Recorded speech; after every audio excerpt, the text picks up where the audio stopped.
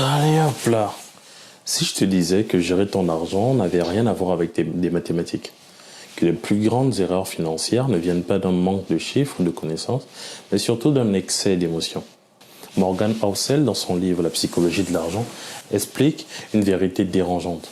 Ce n'est pas ton quotient intellectuel qui détermine ton succès financier, mais tes décisions émotionnelles. Dans cette vidéo, on plonge ensemble dans les 12 leçons puissantes issues de ce livre révolutionnaire que j'ai pu acquérir. Pourquoi ton passé influence tes décisions d'investissement? Comment épargner te rendra libre? Et pourquoi devenir riche est une chose, mais le rester en est une autre? Reste bien jusqu'à la fin, parce qu'au-delà des concepts, je vais te montrer comment appliquer ces leçons dans ta propre vie pourrait changer ta façon de voir de l'argent. Alors c'est parti. Première leçon, l'argent c'est personnel. Ton rapport à l'argent est façonné par tes expériences.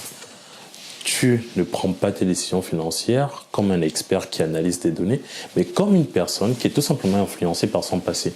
Par exemple, si tu as grandi pendant une crise économique comme celle des années 80, tu seras probablement plus prudent. Mais quelqu'un qui a vu les marchés exploser dans les années 90, ou même actuellement récemment avec les crypto-monnaies, prendra naturellement plus de risques. Ce qui nous emmène à la deuxième leçon. La chance joue un rôle énorme. Prenons Bill Gates. Oui, il est brillant, mais il a eu une chance d'avoir accès à un ordinateur dans les années 70 quand moins de 1% des écoles en avaient. Moralité, ne juge pas les succès ou les échecs des autres sans comprendre le contexte dans lequel ils les ont réalisés. Le contexte compte énormément. Quelle expérience influence aujourd'hui tes décisions sur l'argent? Dis-le moi en commentaire. La troisième leçon que j'ai pu retenir, c'est que ne risque jamais ce que tu as pour quelque chose dont tu n'as pas besoin. Morgan Housel cite un exemple frappant. Bernard Madoff, responsable d'un des plus grands scandales financiers, avant même de tromper des milliers de personnes, il était déjà multimillionnaire, mais il voulait toujours plus. Résultat, prison à vie. Si tu gagnes bien ta vie, pourquoi risquer tout sur un investissement douteux? Apprends à freiner l'inflation de tes désirs.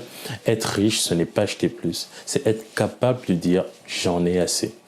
La leçon 4, c'est que le temps est ton allié. Tu connais Warren Buffett? Sa fortune dépasse 100 milliards de dollars, mais est-ce que tu sais pourquoi? Ce n'est pas parce qu'il est meilleur que tout le monde, c'est parce qu'il a commencé à 10 ans. Écoute bien, sur ces 84 milliards, 81 ont été générés après ses 65 ans. Ça nous emmène à la cinquième leçon. Ne perds jamais tout. Même si tu fais des gains énormes à court terme, l'objectif ultime, c'est de survivre. En investissement, la seule règle qui compte, c'est de rester dans le jeu. Sixièmement, l'argent, c'est ta liberté. Ce que Morgan Housel appelle « fuck you money », c'est cet argent qui te permet de dire non. Non à un patron toxique, non à des décisions que tu ne veux pas prendre, et oui à une vie alignée avec tes désirs, avec tes valeurs. Mais attention, ne confonds pas richesse et apparence de richesse. Septième leçon, acheter pour impressionner les autres, c'est une erreur. Quand tu vois quelqu'un avec une grosse voiture, tu ne penses pas « je respecte cette personne ». Tu penses systématiquement « j'aimerais avoir cette voiture ».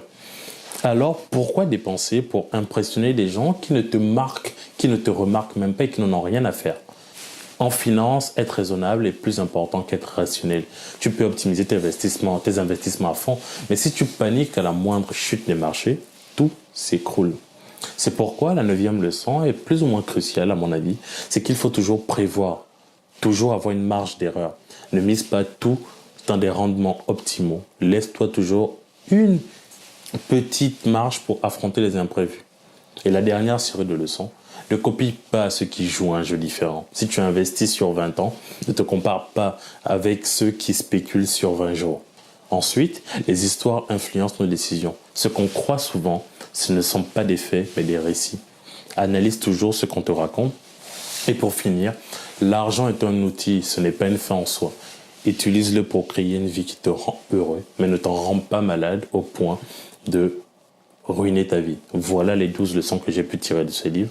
J'espère qu'elles pourront t'aider. Elles ont changé pour ma part ma vision sur l'argent. Je pense que je te ferai un résumé des notes que j'ai prises et je te les partagerai dans la prochaine vidéo. Si cette vidéo t'a aidé, n'hésite pas à liker, à t'abonner et surtout, rappelle-toi, l'argent est un outil. Et comme tout outil, il faut avoir les compétences nécessaires pour l'utiliser. C'est tout pour cette vidéo. C'était Glatien. Prends soin de toi.